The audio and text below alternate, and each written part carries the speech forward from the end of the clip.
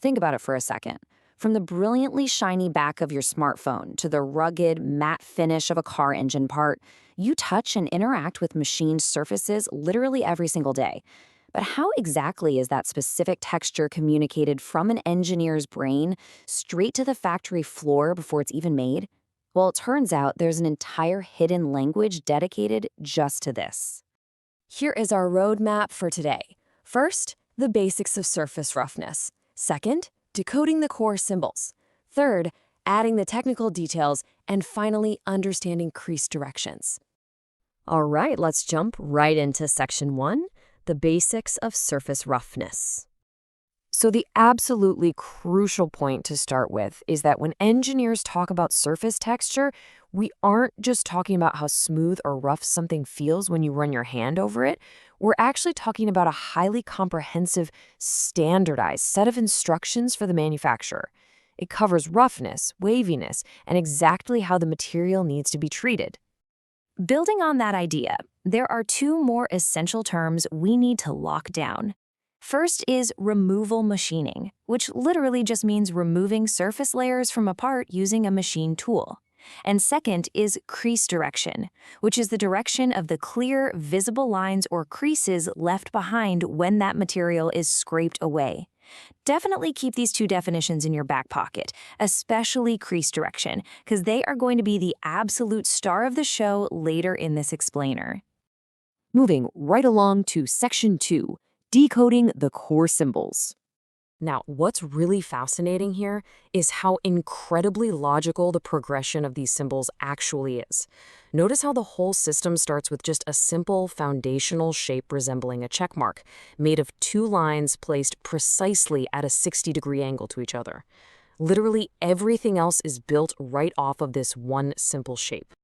Let's break down those three main symbols. That basic open check mark, it simply indicates the target surface itself. But by just altering that one basic checkmark with a single line across the top to make a closed triangle, an engineer dictates that a machinist absolutely must cut away material. Conversely, if they drop a small circle right into the vertex of that checkmark, it's a strict command to leave the surface exactly as is. No material removal allowed whatsoever.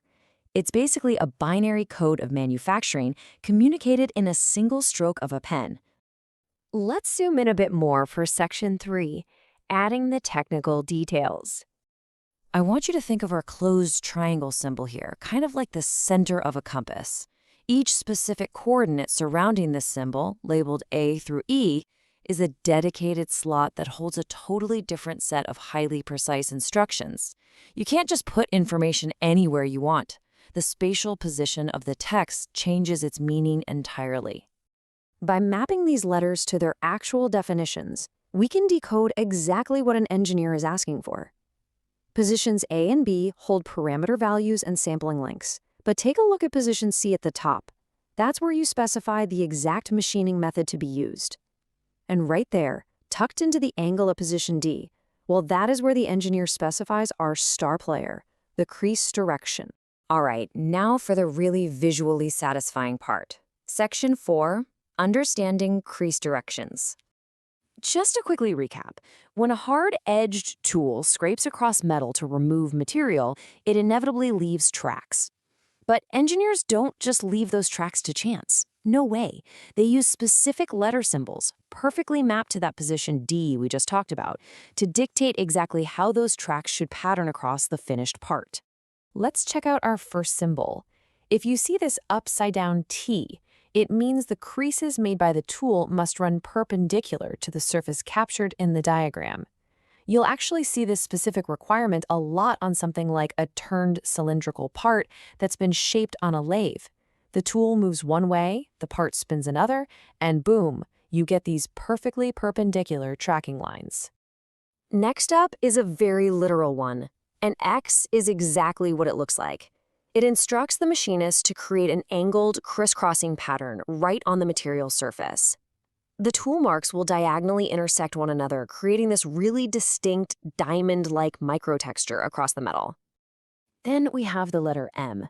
This symbol tells the manufacturer that the creases should cross multiple times or honestly have absolutely no set direction at all. This chaotic, multi-directional texture is incredibly common in what we call lapped or super finished surfaces, where an abrasive paste is used between two surfaces rubbing together. The goal there is an ultra-smooth finish that doesn't favor any single axis of friction. Moving on, a C is highly intuitive. It indicates that the tool marks should form mostly concentric circles radiating from the center. If you've ever looked at the flat end of a metal cylinder that's been faced on a milling machine, you've likely seen these beautiful, tightly packed rings. That is the C symbol in action. Finally, an R dictates a radial pattern. So, unlike the concentric rings of the C, this means the lines blast outward straight from the center point, exactly like the drawn rays of a sun. It's a very specific finish that requires really precise tool pathing to achieve. So, what does this all mean? Well, by taking the time to decode ISO 1302-2002 together today, we've revealed something pretty fascinating. What initially looks like alien hieroglyphs on an impossibly complex blueprint is actually an incredibly elegant, highly logical language. Every single stroke, every letter, and every position has a distinct purpose in shaping the physical, tangible world around us.